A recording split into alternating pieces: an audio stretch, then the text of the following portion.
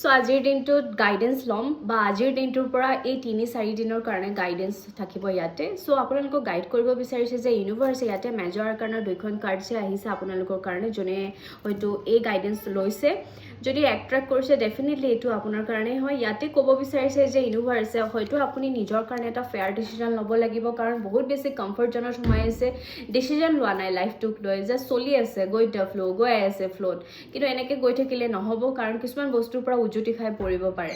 So এইখিনি সময় decision লোৱাৰ ৰাইট টাইম হয়, য'ত আপোনালোকে এটা ডিচিজন ল'বই লাগিব নিজৰ কথা ভাবি, কাৰণ এইখিনি সময় মিৰ'ৰ চলিব, আপোনালোকৰ এনাৰ্জি মিৰ'ৰ চলি আছে। মিৰ'ৰ লাইক আপুনি যেনে কৰ্ম কৰিব, যেনে ছাৰ্ভিচ আনৰ কাৰণে দিব, যেনেকুৱা ভাবিব একেখিনি বস্তু ৰিটাৰ্ণ আহিব, কাৰণ চব বস্তু মেনিফেষ্ট হৈ গৈছে, চব বস্তু আপোনালৈ ৰিফ্লেক্ট হৈ আছে। সো এইখিনি সময় আপোনালোকৰ জাষ্টিছ হ'ব পাৰে, কাৰোবাৰ হয়তো ছাডেন কিবা কোৰ্ট কাছাৰী কেছত হয়তো জাষ্টিছ পাব পাৰে, লিগেল মেটাৰ্ছত আপোনালোকে সেইটো মৌকা পাব, য'ত আপোনালোকে নিজৰ বস্তুবোৰ খুলি জাৰি ক'ব পাৰিব, ভালকৈ ক'ব পাৰিব।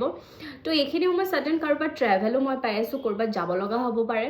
আৰু এটা ৰিলেশ্যনশ্বিপৰ হয়তো ক্ষেত্ৰত মই দেখি আছোঁ যে আপোনালোকে নিজক ফ'কাছ কৰক, বহুত বেছি ৰিলেশ্যনশ্বিপত লৈ অবছেছ হৈ গৈছে। তো এইখিনি সময় নিজক ফ'কাছ কৰি নিজৰ কামত গুৰুত্ব দিয়ক আৰু নিজৰ কাৰণে এটা ডিচিজন ল'ব লাগিব, কাৰণ বহুতে হয়তো কাৰ্মিক পাৰ্টনাৰৰ লগত ডিল কৰি আছে প্ৰেজেণ্ট টাইমত, যাৰ লগত আপুনি যাৰ পৰা বহুত বেছি হাৰ্ট হৈছে। সেয়া পাৰ্টনাৰ আপোনাৰ ফেমিলি কোনোবা মেম্বাৰ হ'ব পাৰে, কোনোবা ফ্ৰেণ্ড হ'ব পাৰে, বাট কোনোবা এগৰাকী ছাডেন মানুহ হৈছে যোনে বহুত হাৰ্ট কৰিছে, এয়া আপোনাৰ কাৰ্মৰ ফলতহে হৈছে। সো মাফ খোজক এণ্ড মাফ কৰি দিয়ক। Thank U.